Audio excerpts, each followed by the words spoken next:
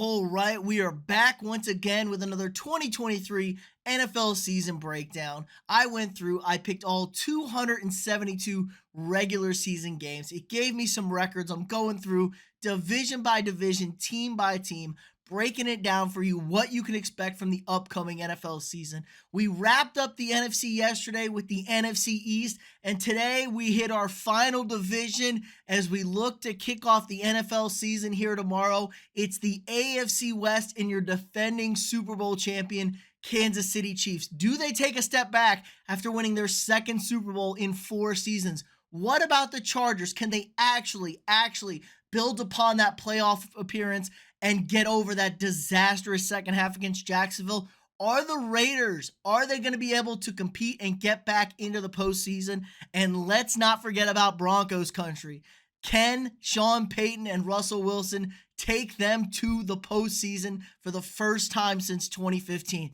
But let's get it kicked off here in sunny Los Angeles with your Chargers. Can they rebound from that horrible loss? And are they actually a threat to take this division from the Chiefs? Oh, what to say about the Chargers? Man, this team has got to be the most frustrating team in all of football. It's a super talented offensive squad with one of the best quarterbacks in the league, Justin Herbert, but it feels like they are coached by the absolute worst coach in the league in Brandon Staley. I loathe this man. He ruins this football team. There is no excuse for them losing that playoff game against the Jacksonville Jaguars. But we could say, hey, the Chargers lost the last game of the season to the Raiders 2 years ago to miss the playoffs. They now won and got into the playoffs last season, so now they can build upon it.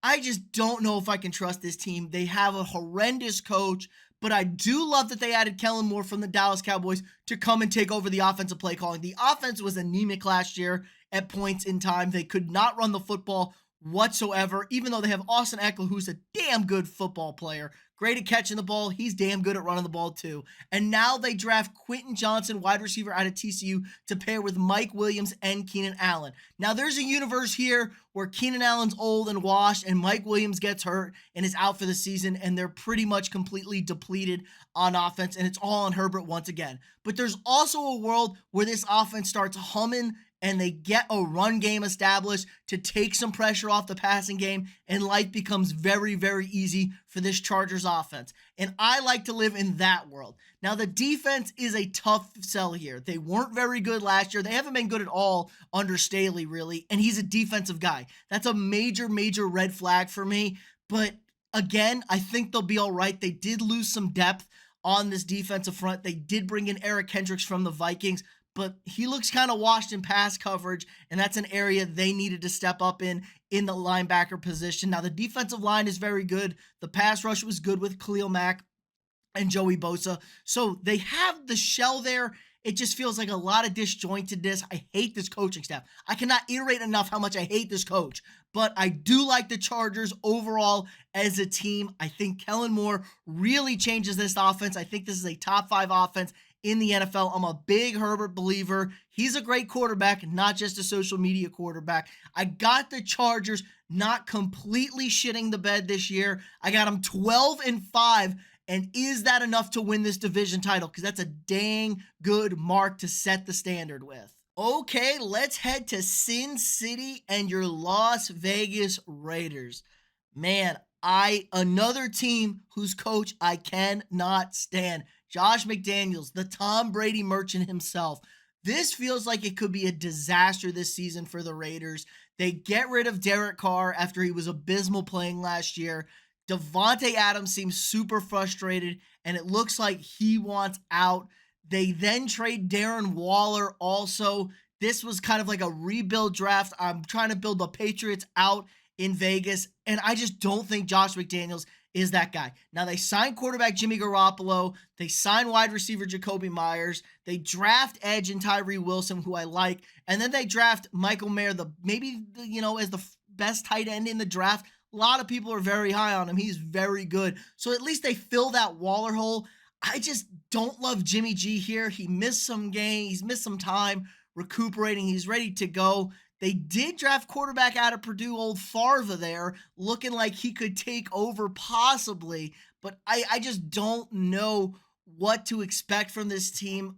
overall, they lacked complete consistency. Josh Jacobs is back. That is a big bonus. He was holding out, he is back. But it just seems like there's a whole bunch of shit going on behind the scenes. Like Chandler Jones wasn't even allowed to work out at the facility. He had to work out his own private place. It just seems like McDaniels has learned nothing since being the head coach in Denver. He lived off of Tom Brady being the GOAT. It got him another job. I think he's one of the first coaches fired this season. I think he's abysmal. I got the Raiders going 4-13, being a complete dumpster fire. Maybe they have a franchise quarterback.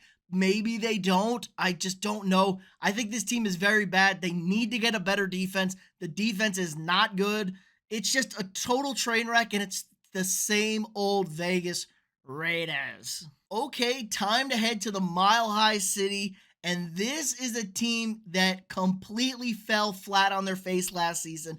They traded for Russell Wilson. Broncos country, let's ride. More like Broncos country, let's cry. It was an abysmal season for Russell. Head coach Nathaniel Hackett was fired, which was probably a good thing. The more and more I see of him on Hard Knocks, I think that guy's a weirdo. So I'm glad they got rid of him. They trade their first round pick to acquire recently retired, now unretired head coach Sean Payton. They bring him into the fold, and this is a team that is in win now mode. The defense is very, very good. The problem is the offense was completely anemic. Russell Wilson was abysmal. They gave him a big fat contract. They gave up so much to acquire him. And it feels like Sean Payton is not afraid to pull the plug on Russell, but I've absolutely loved what I've seen this offseason, this training camp from the Broncos. They reworked the offensive line. It was really terrible in Denver. They have Javonte Williams, who's a great back, coming off a knee injury. They bring in Samaje Perine, who took a lot of the load when Joe Mixon went down in Cincinnati. I think that's a great number 2 back to have. If it takes a little while for these knee injuries for guys to come back up. I love that signing. The defense is good. Now the wide receiver room is already a little bit banged up, and it seems to always be banged up. But Sutton and Judy, pretty good 1 and 2 wide receiver combo there.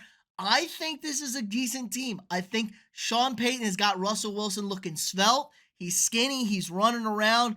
He's getting the pressure off of him. Talking about stop being an ass kisser. You don't got to kiss all the babies.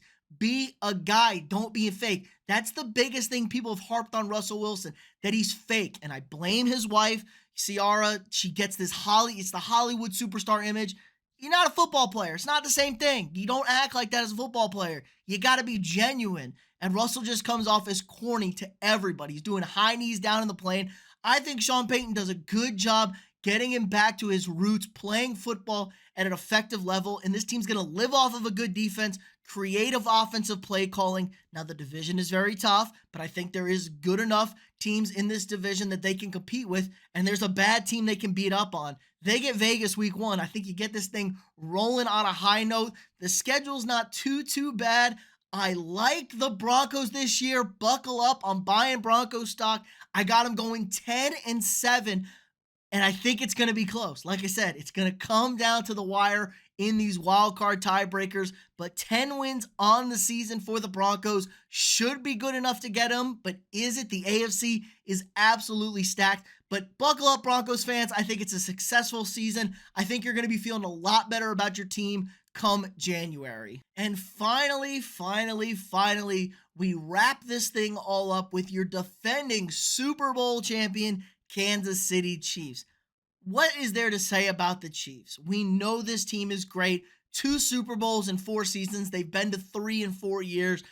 Every year since Patrick Mahomes has taken over as the starter, he's been in the AFC Championship game.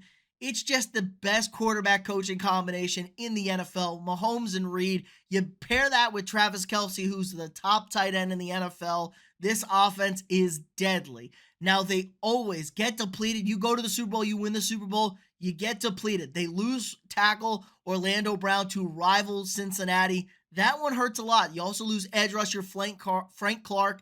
Another blow to this team. Pair that with Chris Jones holding out. He wants to be the highest paid player in the league on defense. Nick Bosa just gets an insane new contract, and the Chiefs feel like they're not budging. This holdout could last a good amount of time, 8 weeks or so. That's going to hurt this team in the regular season. Now, when he shows up for the postseason, is it going to hurt them? Probably not. He's absolutely dominant. Kelsey picked up a knee injury just before this kickoff on Thursday. It's probably going to put him out a week, maybe two.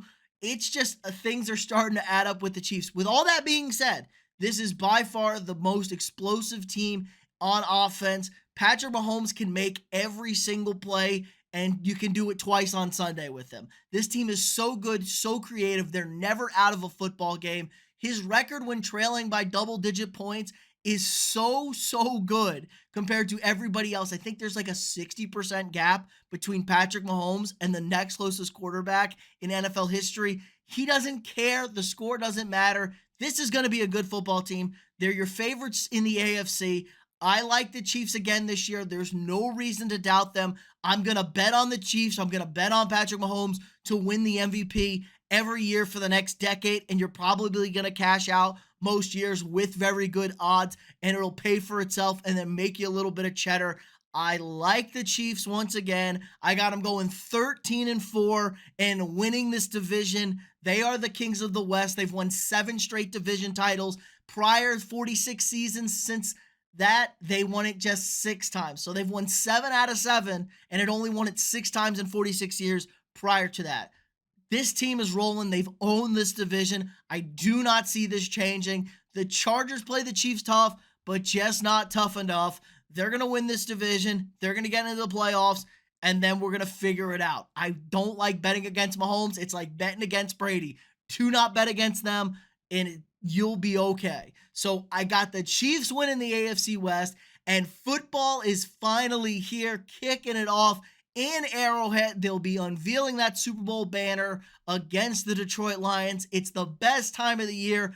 Thanks for everybody who stopped in, watched all these videos. It's been a great time doing them. Football is back, ladies and gentlemen. All right, let me know what you guys think in the comments below. I want to hear from you all what your thoughts are on this. Like this video, subscribe to the channel if you're not already. Share this video with your friends. It really helps the channel out a lot. If you want to support the channel more, click that join button or hit the link in the description and sign up for a channel membership. You get a lot of cool emojis and badges and stuff when you can use in our live streams during Monday Night Football games or any live streams. You get cool member shout outs, member only live streams. It helps support me, allowing me to make more of this great sports content for y'all. Again, like this video, subscribe to the channel, share it with your friends.